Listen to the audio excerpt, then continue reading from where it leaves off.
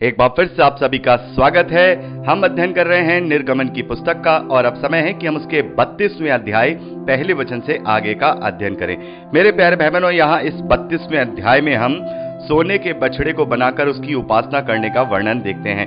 यहाँ पर हम देखते हैं पहले वचन से, जब लोगों ने यानी कि इजरायलियों ने देखा कि मूसा को पर्वत से उतरने में देर हो रही है, तब वे हारून के पास इकट्ठा होकर कहने लगे, अब हमारे लिए देवता बना जो हमारे आगे आगे चले, क्योंकि उस पुरुष मूसा को जो हमें मिस्र देश से निकाल ले आया है, हम नहीं जानते हैं कि उसका क्या हुआ। मेरे प्यारे भाई बहनों, यहाँ पर हम देख रहे हैं कि मूसा सिने पर्वत पर है और परमेश्वर वो सारे विधि विधान सब कुछ उन्हें वहां बता रहे हैं और सारी चीजें समझा रहे हैं। और इस बात में जब मूसा को वहां देर होती है तो यहाँ हम देखते हैं कि इजरायली जो एकदम से इतने कुड़कुड़ाने वाले और इतनी जल्दबाजी में रहते थे, उन्होंने ये समझ लिया कि मूसा अभी तक नहीं आया है, तो लगता है मूसा को कुछ हो गया है। और इस कारण से वो लोग वहां हारून के पास आकर के ये दबाव बनाने लगे कि भाई अब हमारे लिए कोई देवता बना। मेरे प्यारे भाई बहनों, यहाँ पर हम केवल ये एक वचन देख रहे हैं कि जब इजरायली लोग कुड़कुड़ा रहे हैं, इजरायली लोग हारून के ऊपर कुड़कुड़ा रहे हैं कि नहीं अब मूसा नहीं आएगा, मूसा का हमें अब कुछ नहीं पता है, तू हमारे लिए देवता बना, हमारे लिए सारी देवता बना। और हम यहाँ देखते हैं कि काफी वहां पर हंगामा हुआ होगा, काफी वो लोग निरंकुश हुए होंगे, काफी वहां उपद्रव हुआ होगा। तब यहाँ पर हम देखते हैं कि दूसरे वचन में हारून उन लोगों से कहते हैं कि ठीक है, तुम्हारी स्त्रियों और बेटे बेटियों के कानों में जो सोने की बालियां हैं उन्हें उतारो और मेरे पास ले आओ। तब सब लोगों ने उनके कानों से सोने की बालियों को उतारा और हारून के पास ले आए। हारून ने उन्हें उनके हाथ से ले लिया और एक बछड़ा ढालकर बनाया और टंकी से गाड़ा। तब लोग कहने लगे, हे इज़राइल, तेरा ईश्वर जो तुझे मिस्र देश से छुड़ा ले आया है वो यही है। ये देख के हारून ने उनके आगे एक वेदी बनाई और ये प्रचार किया कि कल यहोवा के लिए पर्व होगा। और दूसरे दिन लोगों ने भोर में उठकर होम बलि चढ़ाई और मेल बलि ले आए और बैठकर खाया पिया और उठकर खेलने लगे। यहाँ पर इस शब्द को आप बड़े ध्यान से सुनिए कि वो लोग खेलने लगे। मेरे प्यारे भाई बहनों, हम देखते हैं कि ये जो बछड़ा है ये बाल के देवताओं का जो उनका जो सबसे बड़ा देवता है उसको रिप्रेजेंट करता है। और यहाँ पर इजरायलियों ने वो ही किया। इजरायलियों ने अपने कुड़कुड़ाहट के स्वभाव के द्वारा, अपनी जल्दबाजी के स्वभाव के द्वारा, अपने अविश्वास के द्वारा यहाँ पर अपने लिए एक बछड़े को ढाल लिया।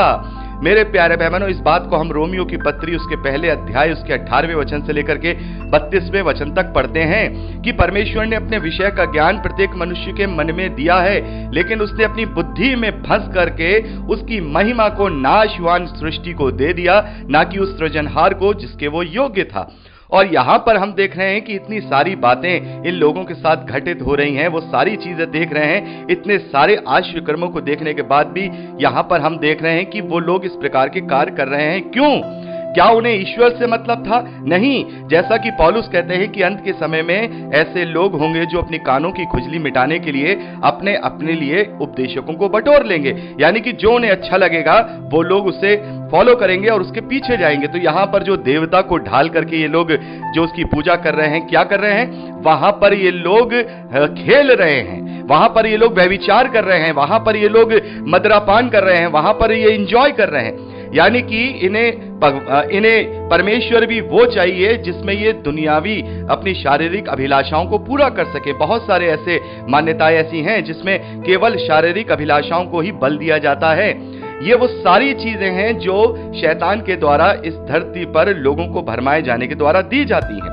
यहाँ पर उनका मतलब ये नहीं है कि वो किसी परमेश्वर को चाहते हैं, वो किसी परमेश्वर को नहीं चाहते हैं, बल्कि वो अपने आप को धोखा दे रहे हैं कि हाँ, हम एक ऐसे परमेश्वर की ही आराधना करेंगे जिसके सामने हम खेलें कूदें और हम वहां पर व्यभिचार करें और सारी चीजें करें। तो यहाँ पर हम देखते हैं कि बहुत ही वहां एक अलग सा माहौल हो रहा था। और अभी हम आगे पढ़ेंगे कि वहां पर मूसा देखते हैं 17वें वचन में हम देखते हैं कि जब यहोशू को लोगों के कोलाहल का शब्द सुनाई दिया, तब उसने मूसा से कहा, छावनी से लड़ाई का सा शब्द सुनाई देता है। यानी कि एक बहुत ही हो हल्ला हो रहा है, बड़ा ही हो हल्ला हो रहा है, हो हाँ हाँ ही और अलग अलग गाने और ये सब बातें वहां पर हो रही हैं। बड़ा ही एक दूसरे के साथ वहां पर अलग तरीके का अश्लीलता वाला एक पूरा माहौल बना हुआ है। तो इन्होंने जो बछड़ा ढाला है वो इसलिए नहीं ढाला है कि इन्हें परमेश्वर की जरूरत थी, बल्कि ये अपने आप को धोखा देकर ऐसे परमेश्वर की गणना कर रहे हैं जो परमेश्वर, जो सोने का बछड़ा इनकी अभिलाषाओं को पूरा करे, इनके हुल्लड़ को पूरा करे, इनके एंटरटेनमेंट को पूरा करे। तो वो परमेश्वर की आराधना नहीं कर रहे हैं, वो एंटरटेनमेंट कर रहे हैं। और हम मसीह विश्वासियों के प्रारूप से देखें तो हम देखते हैं आजकल ऐसे बहुत सारे कलीसियाओं में होता है कि लोग केवल आराधना स्तुति पर ही बल देते हैं, और आराधना स्तुति जब वहां पर की जाती है तो इस तरीके से रिप्रेजेंट किया जाता है कि जैसे कोई शो ऑफ हो रहा है। जब दाऊद आत्मा में होकर के परमेश्वर की आराधना स्तुति करा करता था, वीणा वाद्य सब बजाया करता था, तो वो ये नहीं सोचा करता था कि कोई मुझे देख रहा है या कोई मुझे देखेगा, या वो एक परफॉर्मेंस नहीं दिया करता था। वो ऐसे किया करता था आत्मा में होकर, वो इस प्रकार से पूरा मगन होकर के परमेश्वर की आराधना स्तुति करता था। अभी हम आगे पढ़ेंगे, जब वाचा का संदूक को वापस लाया जाएगा तो उसके आगे आगे दाऊद बेसुध होकर आत्मा में नाचता जाएगा और उसके लिए अद्भुत रीति से गाता जाएगा। और वहां पर हम देखेंगे उसे ये भी नहीं होश रहेगा कि मेरा जो शरीर है उस पर कोई वस्त्र भी है। तो यहां पर हम देखते हैं कि लोगों ने भी अपने अपने लिए सब आराधना के तरीके ढूंढ लिए हैं। हाँ, आराधना की जाती है, वाद्य बजाए जाते हैं, वीणा बजाई जाती है, सारी चीजें उसके लिए परमेश्वर की आराधना स्तुति के लिए की जाती है, लेकिन वो किसी के परफॉर्मेंस के लिए नहीं होता, किसी के दिखाने के लिए नहीं होता।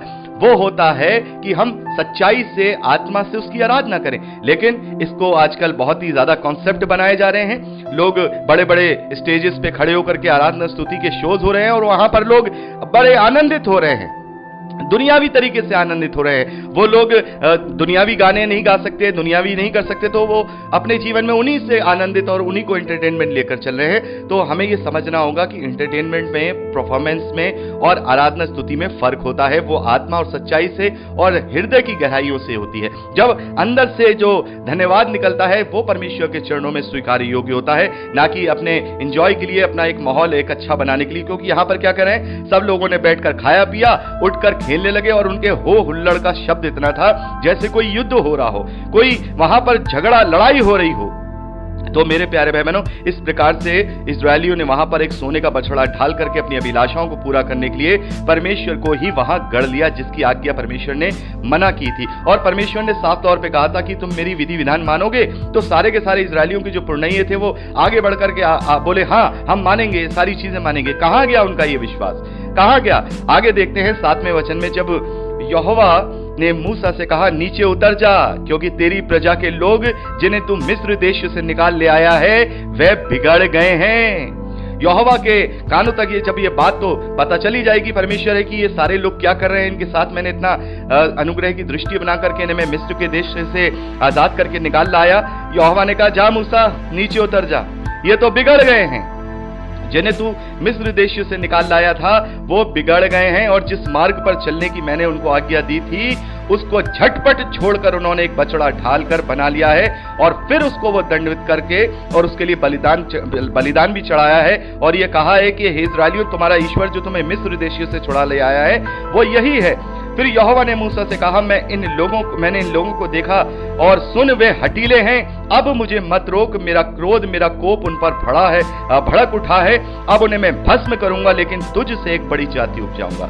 तो यहाँ पर हम देखते हैं कि परमेश्वर जो जलन रखने वाला परमेश्वर है, यहाँ पर बहुत ही क्रोधित हुआ है, बहुत ही कोप में है। अब उसका क्रोध बिल्कुल इस रीति पर है कि अब वो पूरे इजरायलियों को भस्म करने पर है, उन्हें नष्ट करने पर है। और वो मूसा से कहता है ठीक है मैं इन्हें नष्ट कर देता हूं और मैं तुझ से एक नई जाति अपने लिए उपजाऊंगा, अपने लिए बनवाऊंगा। तो मेरे प्यारे भाई बहनों, यहां पर हम देखते हैं कि इस प्रकार से परमेश्वर का क्रोध, परमेश्वर का प्रकोप वहां पर जो इजरायली हैं उनके लिए भड़कता है, क्योंकि परमेश्वर की महिमा को अब वो लोग एक नाशवान बछड़े को दे रहे थे। वो जानते थे कि वो इजराइल का जो परमेश्वर है, याकूब का और इसहाक का जो इब्राहिम का परमेश्वर है, वो हमें मिस्र देश से छुड़ा के ले आया है, और उसी के पास ने पर्वत के ऊपर मूसा हमारे लिए विधि विधान और आज्ञा लेने गया है। लेकिन उन्होंने अपने हठीले मन के द्वारा परमेश्वर के विरोध में वहां कार्य किया, और अब परमेश्वर पूरा क्रोधित है, पूरा कोप वो उनके ऊपर डालकर उन्हें भस्म करना चाहता है। लेकिन उसके बाद हम देखते हैं कि मूसा अपने लोगों से बहुत प्रेम करता था। मूसा ने परमेश्वर से 11वें वचन में कहा, तब मूसा अपने परमेश्वर यहोवा को यह कहकर मनाने लगा, उससे विनती करने लगा कि हे परमेश्वर, तेरा कोप अपनी प्रजा पर क्यों भड़का है, जिससे तू बड़े सामर्थ और बलवंत हाथ से मिस्र देश में से निकाल ले आया है। मिस्री लोग तो ये कहने पाए वह उनके बुरे अभिप्राय का अर्थात पहाड़ों में घात करके धरती से मिटा डालने की मनसा से निकाल ले आया है। तू अपने भड़के हुए कोप को शांत कर और अपनी प्रजा को ऐसे हानि पहुंचाने से फिर जा, यानी कि तू मत कर ऐसा। अपने दास इब्राहिम, इसहाक, याकूब को स्मरण कर, जिसने तूने अपने ही शपथ खाकर ये कहा था, मैं तुम्हारे वंश को आकाश के तारों के तुल्य बहुत करूंगा और सारा देश जिसकी मैंने चर्चा की है वह तुम्हारे वंश को दूंगा कि वह उसके अधिकारी सदैव बने रहे। तब यहोवा ने अपनी प्रजा को हानि करने से जो उसने मूसा से कहा था पछताया, यानी कि तब उसका क्रोध शांत हुआ।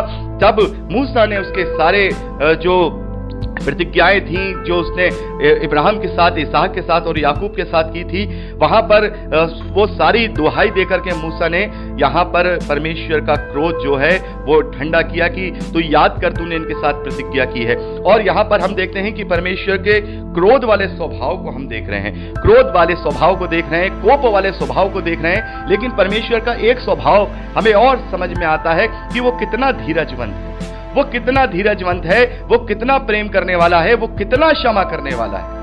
यहां पर इजरायलियों का उसने ये गुनाह, ये महापाप यहां पर क्षमा किया अपनी प्रतिज्ञा के लिए। तो मेरे प्यारे बहनों, यहां पर हम देखते हैं कि जो प्रतिज्ञा परमेश्वर ने बैल और बकरी के लहू के द्वारा इजरायलियों के साथ की थी, उस प्रतिज्ञा के लिए परमेश्वर ने उनके इन पापों को क्षमा कर दिया।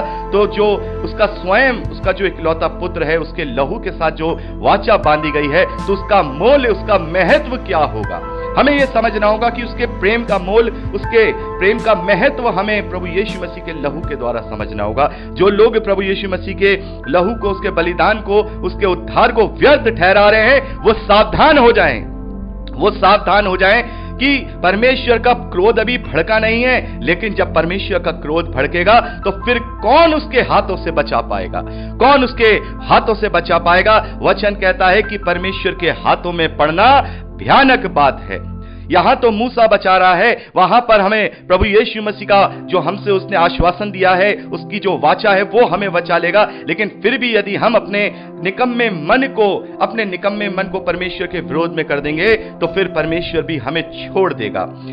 रोमियो की पत्री पहला अध्याय 28वें वचन को अपने जीवन में बड़े ध्यान से लागू करिए क्योंकि परमेश्वर ने अगर हमें छोड़ दिया तो फिर अब हमें कोई भी बचाने का नहीं। और हम देखते हैं कि जब प्रभु यीशु मसीह एक बार हमारे लिए बलिदान हो गया और उसके बलिदान के द्वारा हमने अनंत काल के पापों का छुटकारा पा लिया है, यदि हम उसके बलिदान को व्यर्थ करेंगे तो फिर अब कौन हमारे लिए बलिदान करेगा। हमें समझना होगा परमेश्वर के क्रोध को, उसके धीरज को और उसके प्रेम को। पतरस कहते हैं कि परमेश्वर अपनी प्रभु यीशु मसीह अपनी प्रतिज्ञा के विषय में देर नहीं करता जैसा कि कुछ लोग समझते हैं, वरन धीरज धरता है कि सभी को मन फिराव का अवसर मिल सके। तो यहां पर परमेश्वर ने धीरज रखा और मूसा की जब बातों को उसने सुना तो उसका जो क्रोध था, उसका जो कोप था वो वहां शांत हुआ और उसने उस बात को स्मरण किया जो उसने उनके बाप दादाओं से, इसहाक से, इब्राहिम से और याकूब से की थी कि उनके द्वारा वो एक बहुत बड़ी जाति को उत्पन्न करेगा, बहुत उनका वंश,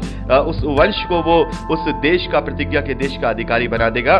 तब हम 15वें वचन में देखते हैं, तब मूसा मुड़कर साक्षी की दोनों तख्तियों को हाथ में लिए हुए, जो कि परमेश्वर ने अपनी उंगली से या हम कहें अपनी सामर्थ से स्वयं लिखी थी, पहाड़ पर से उतर आया।